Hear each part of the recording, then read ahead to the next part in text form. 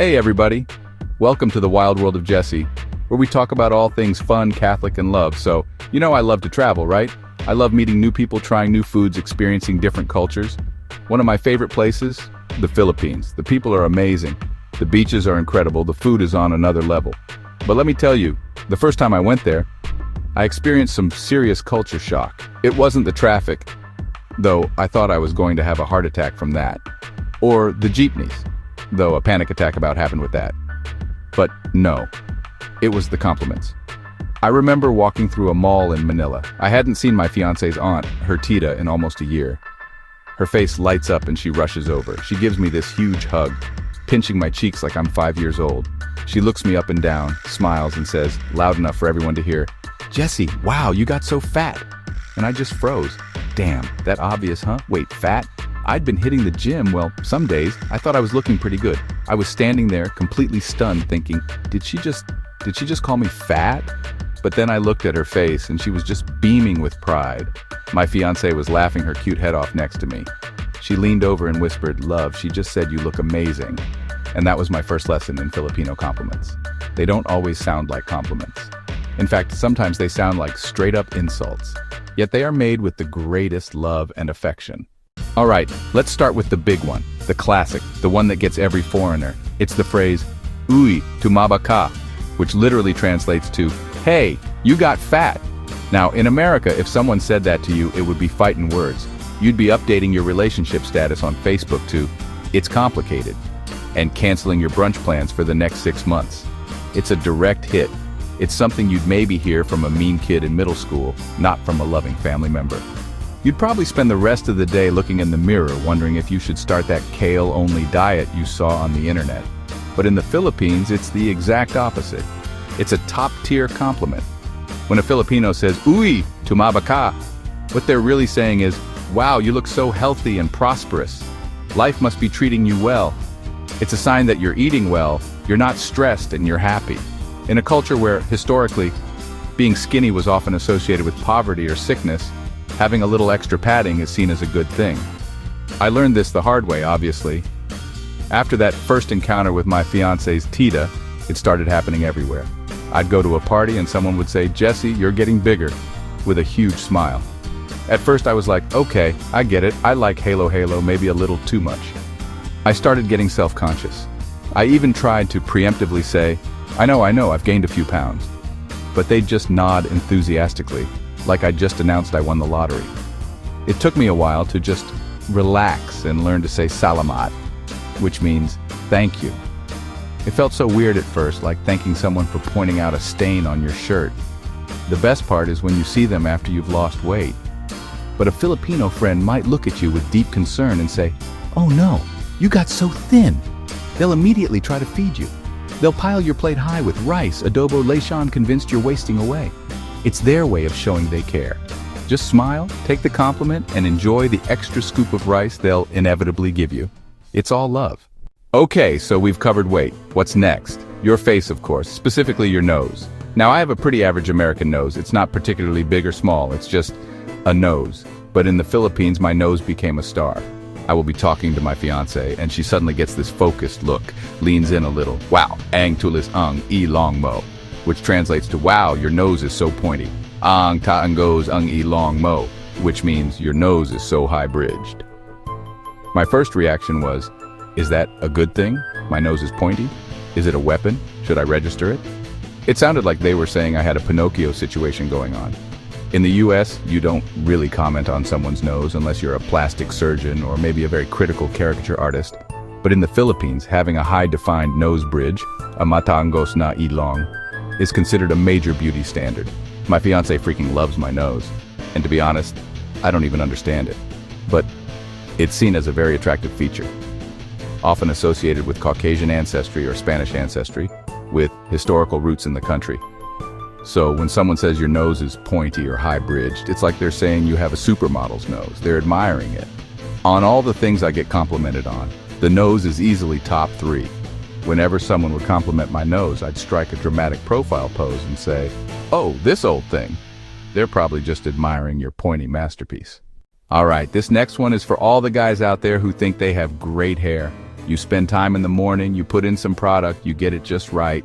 You walk out of the house feeling like a movie star. Then you meet up with your Filipino friends, they look at you, tilt their head. Uy, Mukha Kang, Pusa. This literally means, hey, you look like a cat. Now hold on. A cat? I mean, I like cats. They're cute. They're furry. They land on their feet. They have 9 freaking lives, brother. But I don't think I've ever woken up and thought, today, I want to look like a feline. In America, if someone says you look like a cat, you'd probably be very confused. But in the Philippines, especially for guys' hairstyles, looking like a cat is a good thing. It specifically refers to when your hair is styled with gel or wax to be a little spiky and textured. Think of the way a cat's fur can sometimes stand up when it's alert or playful. That's the look. It means your hair looks cool, modern, intentionally styled. It's the opposite of having flat, boring hair. It's a sign that you put effort into your appearance and that you have a trendy haircut. Mukha Kang, Pusa, bro. Meow. Now let's flip the script on the weight issue. We've established that you got fat is actually a compliment.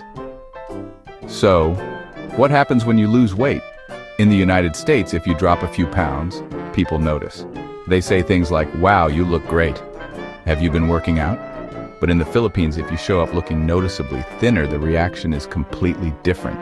Uy, ang payat mo, may sakit ka ba? This translates to, hey, you're so skinny, are you sick?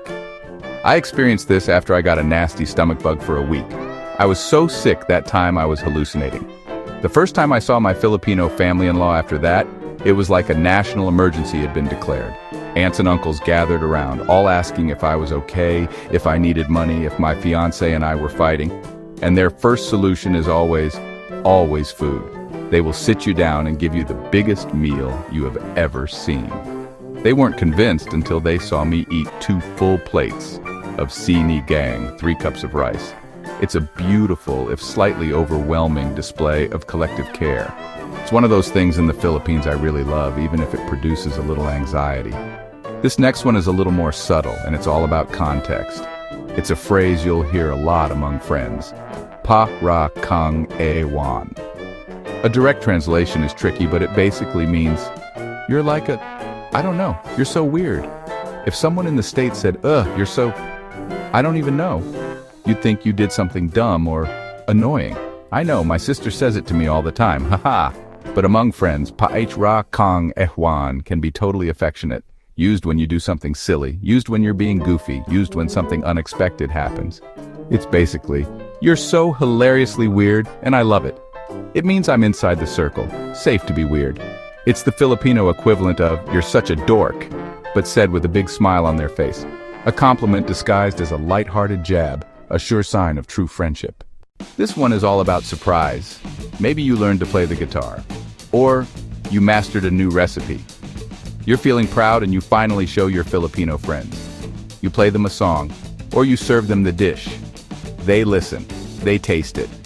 Ang galing mo pala. The key word here is pala. The phrase translates, oh, so you're good at this after all. Wow, you're actually talented. Now let that sink in. You're actually good. It implies they had very, very low expectations. They expected you to be terrible and are genuinely shocked that you aren't. In an American context, that reads like a backhanded compliment. You'd be left wondering, what did you think was going to happen? Did you expect me to light the guitar on fire? But in Filipino culture, pala isn't an insult. It's genuine, delightful surprise, and it is one I heard during karaoke many times. Haha, it's not that they thought you'd be bad.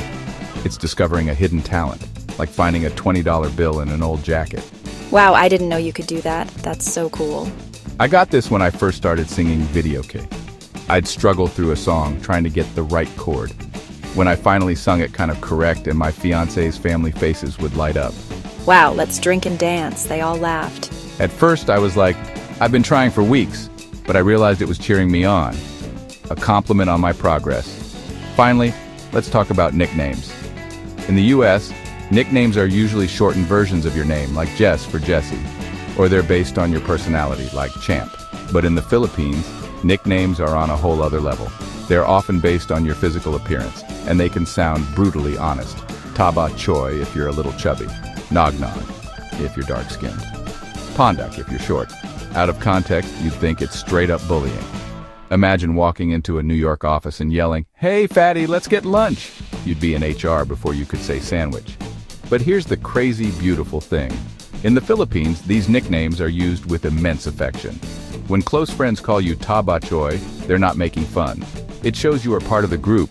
They can be direct without a filter, and it's all love.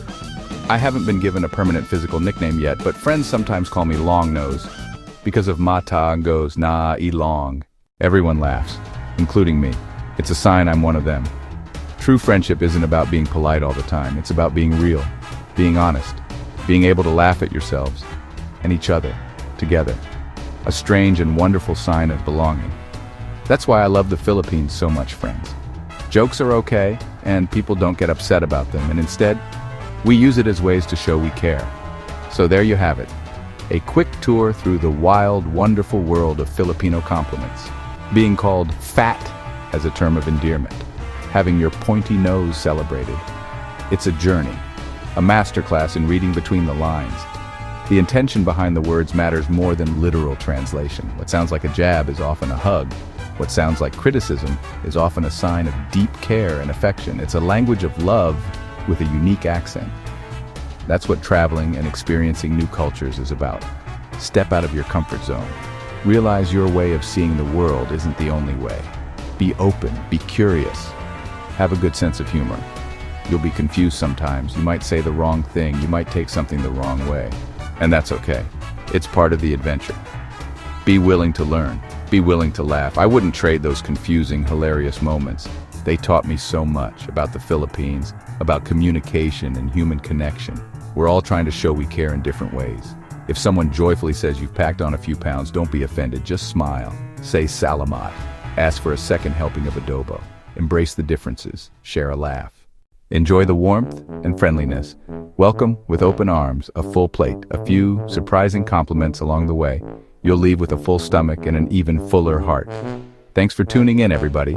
Know that you are valuable and that you matter. God bless. Peace.